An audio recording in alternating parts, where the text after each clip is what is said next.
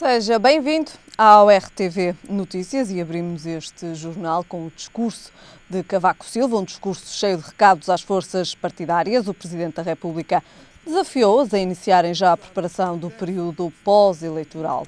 Um apelo dirigido sobretudo à direita, quando no PST e no CDS reina a indefinição sobre a estratégia para as legislativas. Para o chefe de Estado, seja qual for o resultado eleitoral, o tempo que se seguirá às legislativas será marcado por exigências de compromisso e de diálogo. Por isso mesmo, do início ao fim, insistiu na criação de pontes entre os partidos para além da direita.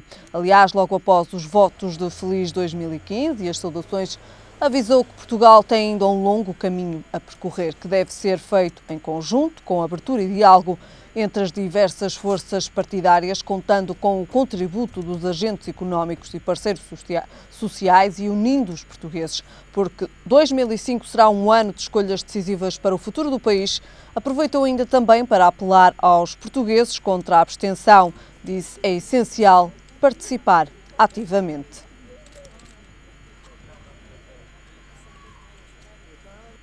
O número de dormidas em Portugal cresceu até outubro de 2014 10,8%.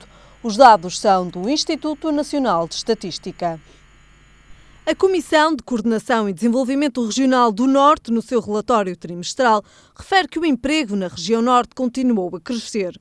Depois de um segundo trimestre em que aumentou 0,9%, adiantando que este crescimento de 1,7%, variação que representa mais cerca de 26 mil indivíduos empregados, é o segundo mais elevado dos últimos 12 anos. O relatório indica que na região a taxa de desemprego desceu para 14,3%, valor que compara com 15% no trimestre anterior e com 16,5% no período homólogo e que ao mesmo tempo cresceu. A diferença entre as taxas de desemprego masculina e feminina. Em destaque está também o setor do turismo no Norte, com as taxas de ocupação a situarem-se em níveis historicamente elevados e com os indicadores de atividade dos estabelecimentos hoteleiros a registrar crescimentos importantes. O relatório revela ainda que os rácios de crédito vencido das empresas e das famílias da região Norte continuaram a subir no terceiro trimestre de 2014, em simultâneo com novas reduções no financiamento bancário à economia regional. Tempo agora para o nosso primeiro comentário desportivo de 2015. Gil, muito boa tarde. Olá, boa tarde. Precisamente no nosso primeiro comentário de 2015. Fazemos aqui, antes de passarmos aos principais temas também deste comentário, fazemos aqui aquilo que foi uma retrospectiva dos principais momentos desportivos de 2014. Começamos com o Mundial no Brasil. Gil, a seleção em 2014 não teve o rendimento esperado. A seleção em 2014 teve o seu grande problema na participação no Mundial. De facto, a conclusão é que podemos chegar, e tendo em conta também a vitória da Alemanha, é que nem sempre as melhores equipas ganham as equipas que melhor se adaptam. Mas voltando à tua questão, à questão da seleção portuguesa, houve uma falta de planeamento que se refletiu nas lesões que se foram sucedendo e com isso a seleção, sempre debilitada, acabou por ser uma presa fácil para as equipas adversárias. Penso que também houve o trauma de termos perdido 4-0 contra a Alemanha no primeiro jogo, que teve um impacto muito mais negativo do que aquilo que se poderia esperar. A derrota poderia ser previsível, poderia ter sido gerida de outra forma e ganhar-se o impacto para vencermos os jogos frente aos Estados Unidos e frente ao Ghana. Isso não sucedeu, a derrota teve um impacto muito mais significativo do que aquilo que se esperava e a equipa portuguesa acabou por descambar e mesmo não estando uma equipa portuguesa extremamente forte, poderíamos perfeitamente termos chegado a outra fase. Agora estamos na época Fernando Santos, é um treinador que aposta muito na solidez defensiva, aposta muito no resultado, e isso era algo que a seleção portuguesa carecia, e os 3 últimos jogos em que vencemos por 1-0 dão margem mesmo àquilo que reconhecemos em Fernando Santos. Equipas com grande solidez defensiva, mas que em termos práticos conseguem ser eficientes e em termos de seleção penso que com maior ou menor dificuldade, neste caso com menor dificuldade, estaremos na próxima grande competição do Campeonato da Europa. Depois da saída de Paulo Bento, vimos também alguns nomes do futebol português regressarem à seleção. Paulo Bento deixou um grande trabalho ao nível dos escalões de formação, convém não esquecer. Foi no reinado de Paulo Bento que chegamos à final do Campeonato do Mundo Sub-20. Os Sub-17 e os Sub-19, a equipa de Sub-21 também tem uma grande preponderância, fruto da aposta que foi feita na formação. Não nos podemos esquecer que o trabalho da seleção é sempre um trabalho progressivo e que não começa nem se esgota na seleção principal. Desde os Sub-15 até subindo os diversos escalões, tem que haver uma preparação e tornar as equipas competitivas para quando chegarem a séries estarem habituados a esses grandes ambientes. Com o Scolari houve um grande abandono e pagámos a fatura nos selecionadores que se seguiram.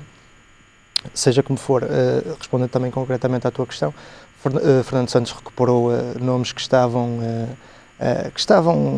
postos um pouco de lado por Paulo Bento, por uma questão estratégica. Penso que Paulo Bento pensava muito a seleção a longo prazo e foi por causa disso também. Apesar daqueles conflitos que manteve com o Ricardo Carvalho, com o Bozingua, penso que a estratégia de longo prazo não era muito ajustável à convocação desses jogadores. O jogador que mais me surpreendeu até no reinado de Fernando Santos foi mesmo o Bozingua, que não o tinha observado.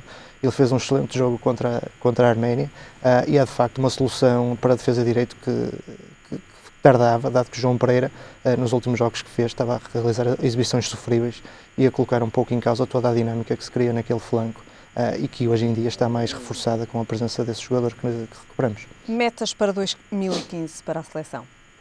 As metas para 2015 é um pouco conseguir o apuramento sem grandes atropelos. Portugal agora vai ter uma deslocação que se pode dizer um pouco mais complicada ao reduto da Sérvia. Portugal também beneficiou muito daquela história da Sérvia e da Albânia. Os 3 pontos negativos que foram imputados a ambas as equipas permitiram dar uma grande dinâmica a Portugal, à Dinamarca e mesmo à Arménia. Como não esquecer que Portugal também vai à Arménia e será um jogo extremamente complicado, mas tendo em conta que se apuram 2 e tendo em conta a superioridade de Portugal, que eu acho que é evidente no seu grupo de qualificação, acho que o grande objetivo para 2015 passa por consolidarmos o modelo de jogo e consolidarmos uma dinâmica de resultados que permita que cheguemos ao apuramento sem estarmos a pensar no play-off ou se estamos a pensar quais vão ser os nossos próximos adversários. Acima de tudo, o grande desafio da seleção é ter um ano muito tranquilo para se preparar devidamente para 2016. Mas nem só de futebol se fizeram os grandes momentos desportivos de 2014. É verdade, eu ressalvo a conquista do Campeonato da Europa por parte da seleção de ténis de mesa. A seleção de ténis de mesa nos Jogos Olímpicos de 2012 foi uma das grandes revelações da equipa portuguesa. Penso que mesmo chegou aos quartos de final, bateu-se de forma estoica com a equipa de Hong Kong, que é uma seleção com muitas tradições na modalidade, e este ano conseguimos o Campeonato da Europa. Penso que para além do mérito da modalidade em si, dos atletas, é uma forma de dizermos à comunidade que vale a pena apostar não só no futebol. Penso que tem havido um grande desequilíbrio do número de praticantes do futebol em relação às restantes modalidades. Nem todos esses praticantes serão atletas perfeitamente dotados para a prática de futebol, e ao apostarmos noutras modalidades podemos ter uma prestação olímpica muito mais razoável e muito mais significativa do que aquela que vimos tendo, porque eu acho que não é correto um país com a dimensão de Portugal estarmos sempre a chegar aos Jogos Olímpicos a pensar se vamos ter 1, 2 ou 3 medalhas. Eu quero ser ambicioso e pensar em 6, 8, 10 medalhas. E tem que se fazer esse trabalho de sapa, sobretudo de capitalizar os jovens, de que não somos só um país de futebol e que temos que dar força às outras modalidades para conseguirmos se ingrar e para conseguirmos ter um desempenho olímpico mais razoável. Muito bem, então os momentos marcantes de 2014. Gil, esta foi uma semana também de Taça da Liga. Sim, uma semana de Taça da Liga. O Futebol Clube do Porto foi vencer ao Reduto Rio Ave, um Futebol Clube do Porto que ele já no jogo anterior do campeonato tinha reparado algumas mudanças ao nível do jogo interior. O grande desafio do Futebol Clube do Porto é mesmo melhorar o jogo interior, que a partir do momento em que o consiga fazer, penso que o Porto dará um salto muito significativo em termos de rendimento e tornar-se uma equipa menos previsível e mais dominadora. O Porto, com os valores que tem capacidade para, em condições normais, marcar 2, 3, 4 golos por jogo. É uma equipa com muita preponderância ofensiva. Gostei muito de ver o Adriano Lopes. Penso que é um jogador que poderá ser o grande reforço para 2015, caso essa melhoria se faça também a nível de jogo interior. É um jogador que, quanto a mim, tinha alguma culpa também, porque era um jogador que estava a ser um jogador extremamente prudente em alguns dos jogos, e um jogador que que joga na posição dele, não pode ser o menino mais bem comportado da turma, tem que ser também o menino que atira o giz à professora. E eu penso que neste jogo ele começou a arriscar mais, a envolver-se mais a nível do jogo ofensivo e com tabelinhas rápidas, jogando muito bem entre linhas, e penso que poderá ser mesmo o grande reforço para o Futebol do Porto deste ano e neste período. Exatamente. O Benfica cumpriu as expectativas ao vencer o Nacional, não fez um grande jogo, venceu mais uma vez à custa de um cabeceamento do Jonas, que é um jogador que vem dar muita agressividade a esse ponto específico do jogo e a situações de finalização de cabeça. O Benfica tem o tal problema da substituição do Enzo Pérez. Nestes comentários temos aqui falado de várias hipóteses, mas há uma que ainda não falei e que é a hipótese até mais provável, que é o Ruben Amorim. O Ruben Amorim é, quanto a mim, um dos jogadores mais subvalorizados da Liga Portuguesa. É um jogador extremamente inteligente, é um jogador extremamente astuto em termos táticos, e não sendo um jogador extremamente refinado do ponto de vista técnico, do ponto de vista físico, é um jogador que acrescenta muito em termos de equilíbrio da equipa. E a forma como ele lê o jogo, como sabe colocar pressão em determinados momentos do jogo, ou retirar pressão, como sabe dominar e como sabe colocar a equipa também a ser dominada, é um pouco o barómetro, consegue ser o barómetro das equipas. Eu penso que a recuperação do Ruben Amorim, que tem estado lesionado, é um dos grandes desafios para o Benfica de futuro. Sim, continua. Passava agora para o Sporting. Exatamente. O Sporting foi vencer a Guimarães, mais uma vez, porque tem uma equipa muito bem preparada.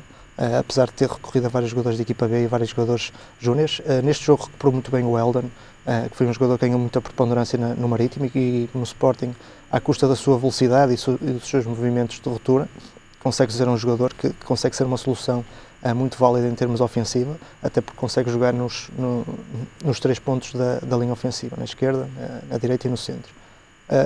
Foi uma equipa muito competente, foi uma equipa que soube ser dominada pelo Guimarães, soube bloquear alguns dos pontos fortes do Guimarães, como é o caso das arrancadas do Hernani pelo lado direito, e é uma equipa que fez o que lhe competia e que vemos que, afinal, a crise do Sporting não é uma coisa tão assustadora como parece.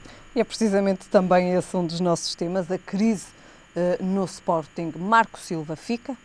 A questão da crise, para mim, é uma questão muito residual. Eu penso que passa a expressão que o Marco Silva acendeu um fósforo em casa e que apareceu o Bruno de Carvalho com um extintor, e agora alguém tem que limpar o pó de um incêndio que nunca existiu.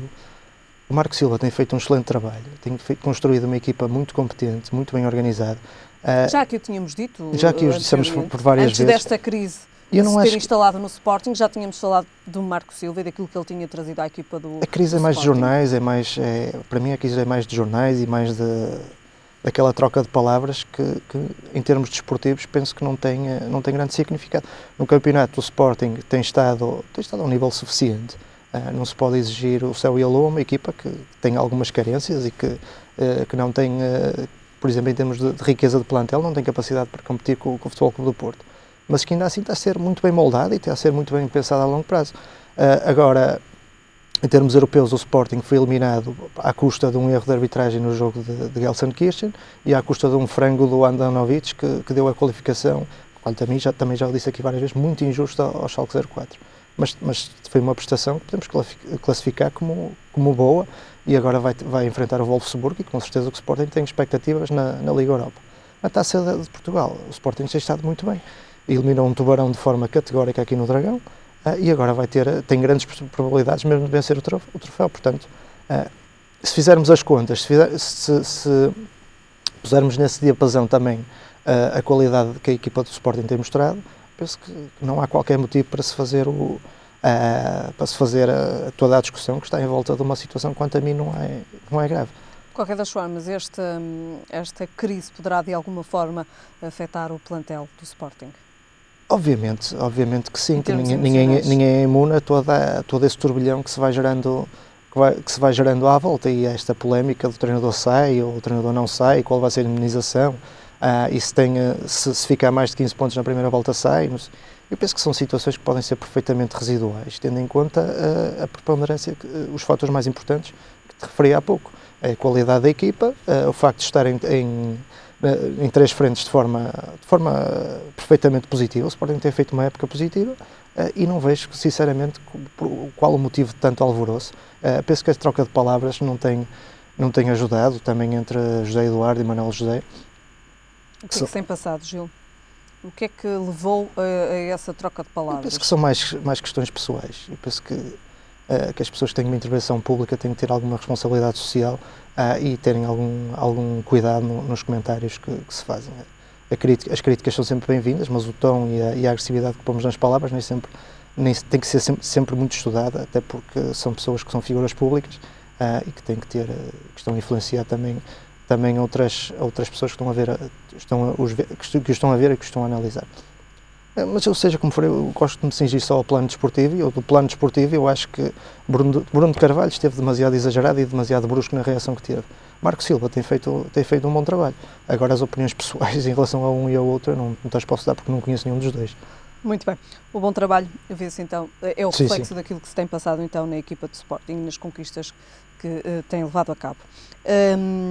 Depois desta época festiva é a altura de regresso das equipas aos treinos. O primeiro treino do Futebol Clube do Porto levou imensos adeptos a assistir ao treino. Sim, é sempre um ritual. O Futebol Clube do Porto tem sempre esta tradição de abrir o seu primeiro treino à comunicação social e aos adeptos. É sempre um motivo, é uma forma de se reforçarem os laços entre a equipa e os adeptos e de se recuperar um pouco de se manter a mística do Futebol Clube do Porto que lhe vai dando tantos troféus e tantas vitórias. É uma forma também de mostrar que o Futebol Clube do Porto está forte e que é um forte candidato ao título e às competições onde está envolvido. Brahimi e Aboubakar. Brahimi e Aboubakar, tendo em conta a CAN, poderão ser duas ausências importantes. A preponderância de Brahimi é inquestionável, é um jogador que veio causar muitos desequilíbrios à linha ofensiva e é um jogador que mesmo dentro de uma estratégia do Futebol Clube do Porto que aposta muito nas alas, Brahimi consegue sempre gerar desequilíbrios, às vezes de uma forma quase insana. Relembro aquele gol com o Estoril, em que ele sai de uma linha que finta 2 ou 3 adversários e de uma forma quase vinda do nada consegue dar uma vantagem ao Futebol Clube do Porto. Quanto ao Aboubakar, eu penso que o Aboubakar deixou de ser aquele jogador castiço que muitas vezes temos como solução para a posição 9. Portanto, temos o titular indiscutível que é Jackson Martínez e depois havia a tendência no Futebol Clube do Porto e de noutras equipas de ter um avançado castiço que dava algum rebuliço nos momentos finais e que... Era o Aboubakar? Não, o Aboubakar foge um pouco a essa definição. O Aboubakar é um jogador com muitas qualidades, penso que é um jogador jovem com muita capacidade para evoluir e que poderá ser a longo prazo mesmo o sucessor do Jackson Martínez. Ainda poderá dar muito ao Futebol Clube do Porto? O Aboubakar vai dar muito ao Futebol Clube do Porto, não tenho dúvidas nenhumas. E agora coloca-se aqui a questão que já falámos também há pouco no início, quando fizeste o rescaldo da Taça da Liga, a questão de Enzo Pérez no Benfica. A questão de Enzo Pérez é uma questão que será difícil de substituir. Um jogador que foi vendido ao Valência por, salvo erro, 25 milhões de euros. Tendo em conta a idade do jogador, foi uma transferência que, quanto a mim, se justifica. Agora o Benfica terá que encontrar novas soluções. Não será fácil de substituir. Falei-te há pouco da situação do Rubén Amorim. Poderá ser um dos substitutos. Para mim será a solução até mais óbvia. No entanto, o Jorge Jesus tem optado também pelo Pizzi, como fez no último jogo da Liga dos Campeões frente ao Leverkusen. É um jogador que para mim ainda estará numa fase de adaptação, apesar da boa resposta que ele deu. O Talisca também é um jogador que é usado em transições muito violentas. Eu penso que ele se adapta melhor com 2 médios defensivos atrás e sendo ele o terceiro médio, que faz o transporte do jogo para as zonas mais adiantadas. Portanto, naquela posição 8, tendo em conta também algumas incorreções que ele tem ao nível da transição defensiva e da perda de bola em zonas muito recuadas, penso que não será a opção mais viável. A opção mais segura, a opção mais forte é mesmo a recuperação do Rubén Amorim, que penso que quando recuperar poderá voltar a equilibrar o Benfica. Agora não sabemos se final de janeiro, princípio de fevereiro será sempre uma incógnita. Mesmo assim, esta será uma grande perda para o Benfica? Sim, é uma perda, de facto, é uma perda muito significativa. No ano passado o Enzo Pérez foi um dos principais responsáveis pela conquista o Enzo Pérez, que veio substituir um jogador que tinha características muito diferentes dele, que era do Witsel, que o Witsel permitia um jogo mais em posse, um jogo mais de maior qualidade até em termos técnicos ao Benfica. O Enzo não, é um jogador de transições mais bruscas, é um jogador de transições mais violentas, mas que dava muito ritmo à frente de ataque e dava muita versatilidade à frente de ataque. E será uma perda difícil do Benfica substituir, e vamos ver como o calendário. O Benfica tem um jogo com o Guimarães, não é nesta jornada, mas na próxima, e será um primeiro grande teste para vermos como está o Benfica pós Enzo. E será também então aqui o mote para o nosso próximo comentário, que será a antevisão então daquilo que serão os próximos jogos dos três grandes. Sim, o Futebol Clube do Porto vai ao Reduto do Gil Vicente. Vamos ver como sai o Futebol Clube do Porto neste período pós-férias. O Gil Vicente tem alguns jogadores interessantes, está a lutar para se reequilibrar. Eu penso que o José Mota tem feito um bom trabalho, pelo menos ao nível da qualidade de jogo que eu tenho visto. É uma equipa que tem apostado mais em posse e num jogo mais cerebral. Penso que poderá causar algumas dificuldades ao Futebol Clube do Porto. Mas seja como for, o Futebol Clube do Porto parte como favorito, tanto também na máxima força e tanto quanto a mim também a revelar algumas melhorias ao nível do jogo interior. Penso que o Futebol Clube do Porto sairá vencedor. Quanto ao Benfica, deixa-me socorrer da minha cábula, vai ao Penafiel, uma equipa que tem estado. O Penafiel é uma equipa que, tal como o Gil Vicente, aqui ou lá vai tendo bons resultados, até de uma forma algo surpreendente. É uma equipa que recupera a estabilidade a partir do momento em que o Rui Quinta assumiu o comando da equipa. O Benfica não pode facilitar, porque se o Penafiel estiver num dia bom, como me parece, que é uma equipa muito instável, mas que pode estar num dia bom, e tal como aconteceu, por exemplo, eu lembro quando o Benfica foi campeão na época do Giovanni Trapattoni, o Benfica perdeu um jogo em Penafiel que podia ter sido comprometedor para as contas finais. E tendo em conta essa instabilidade, nunca sabemos o que é que virá da formação do Penafiel. O Benfica tem que ter algumas cautelas porque pode ser surpreendido. Tarefa mais complicada terá o Estoril. O Estoril, quanto a mim, que é uma equipa que eu tenho visto com mais atenção, a partir do momento em que estabilizou o Anderson na posição 6, é uma equipa que soube potenciar os seus jogadores de meio campo para a frente, onde é muito forte. O Cuca, o Tozé, o Seba, o Kleber, quanto a mim é um jogador que poderia jogar numa dimensão superior. É uma equipa que se o Estoril se colocar em vantagem, ou se o Sporting continuar a evidenciar falhas bicudas ao nível da zona central, pode causar outro dissabor, como o Moreirense fez. Seja como for, o Sporting, volto a referir, em condições normais, ao nível da sua qualidade de jogo, ao nível não saberemos se jogará Slimani e Monteiro em conjunto, será uma equipa que, em condições normais, sairá vencedor. Parte como favorito. Parte como favorito, não é um favorito avassalador, mas é um favorito ainda com alguma margem de otimismo. Muito bem, então os três grandes jogam este fim de semana, fizemos aqui então esta antevisão. Gil, voltamos a ver-nos então para a próxima semana. Muito obrigada. Até para a semana. Ficamos agora com a previsão do estado do tempo para amanhã. E é esperado céu pouco nublado ou limpo, vento em geral fraco do quadrante leste, neblina matinal nos vales e terras baixas do norte e centro e ainda acentuado arrefecimento noturno com formação de geada. Quanto a temperaturas, o Porto espera uma mínima de 4 graus e uma máxima de 14. Em Lisboa a mínima será de 4 graus e a máxima de 13. E em Faro a mínima será de 7 graus e a máxima de 19. É tudo por agora, a informação está de regresso mais logo. Até lá, fique bem.